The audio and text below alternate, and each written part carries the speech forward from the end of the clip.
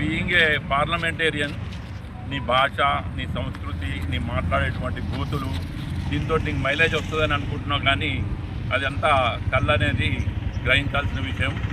మొదటిసారిగా శాసనసభ్యుడు అయినప్పుడు, సుదర్శన్ రెడ్డి గారు శాసనసభ్యుడు అయినప్పుడు నీ ఏజెండా కనీసం నిక్కరు కూడా కట్టుకుని ఉండలేవు. అలాంటి పెద్ద మనిషిని, మీ తండ్రి గారి రాజకీయ సహచరుణ్ణి నువ్వు ఇష్టం వచ్చినగా మాట్లాడటం అనేది సంస్కారం కాదనేది తెలుసుకోవాలని మేము కోరుతా ఉన్నాం. మంత్రివర్యులు పెద్దలు సుదర్శన్ రెడ్డి గారి మీద నిన్నటి రోజు పార్లమెంట్ సభ్యుడు ధర్మపురి అరవింద్ మరి అనుచిత వ్యాఖ్యలు చేసినందుకు నిరసనగా ఈరోజు ఎడపల్లి మండల కాంగ్రెస్ ఆధ్వర్యంలో మండల అధ్యక్షుడు పులిసిని గారి ఆధ్వర్యంలో మరి ఈరోజు దిష్టిబొమ్మ దగ్ధం చేయడం జరిగింది. మరి ఈరోజు మేము ఆయనకు ఒక ముక్కుసూటిగా అడగదలుచుకున్నాం.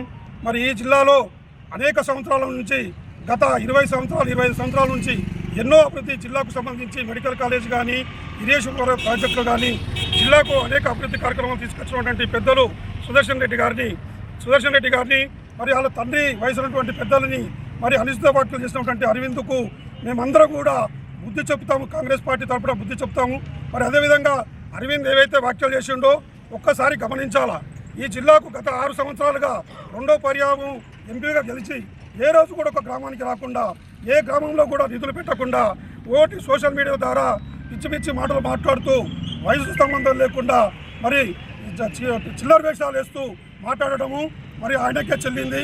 మరి ఈ సందర్భంగా మేము అంటున్నాము, ఆయన ఈ యొక్క నియోజకవర్గానికి ఇంతకుముందు కేంద్రీయ విద్యాలయమే కాకుండా జిల్లాకు అనేకమైనటువంటి అభివృద్ధి కార్యక్రమాలు తీసుకురావడం జరిగింది.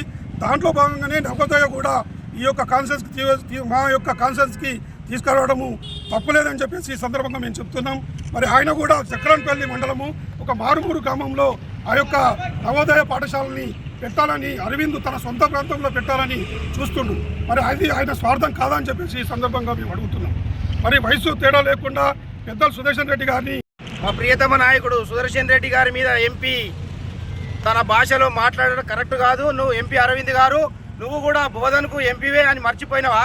బోధన కూడా అభివృద్ధి చెందాలా. మరి నీ జగరాన్పల్లి ఒకటే కాదు, నువ్వు బోధనకి కూడా నువ్వు ఎంపీ గారివే. ఇక్కడ కూడా అభివృద్ధి చెందితే ఇక్కడ కూడా నీకు బీజేపీ కార్యకర్తలు ఉన్నారు. సుదర్శన్ రెడ్డి గారు ఏమి ఉండరు, ఆయన పిల్లలు ఏం చదువుకోరు. ఇక్కడ ఉన్న అందరూ కూడా అన్ని గ్రామాల వల్ల వచ్చి చదువుకుంటారు. డిస్టిక్ వేజ్ కూడా బోధనకు దగ్గర ఉంటుంది, మెయిన్ రోడ్ ఉన్నది. కాబట్టి సుదర్శన్ రెడ్డి గారు కూడా అధికారులను సంప్రదించి ఎక్కడ పెడితే బాగుంటుంది అని సంప్రదించడంలో ఉన్నాడు. కాబట్టి ఇక్కడ పెట్టాలని లేదు. కలెక్టర్ గారి అర్థంలో ఈ భూ సర్వే జరుగుతున్నది కాబట్టి ఎక్కడ పెడితే బాగుంటుంది అనే విషయంలో ఉన్నాడు. పెద్దలు మీరు ఏదో మీరు అక్కడ ఇక్కడ అని కాదు, మీరు నోటుకు వచ్చేట్లు మాట్లాడు. మీ తండ్రితోని సమానం సుదర్శన్ రెడ్డి గారు అంటే. మీరు మరి దాన్ని మర్చిపోయి మీకు ఇష్టం వచ్చేట్లు మాట్లాడితే మీకు తగిన బుద్ధి చెప్తారు ఇక్కడున్న బోధన నియోజకవర్గం నాయకులు.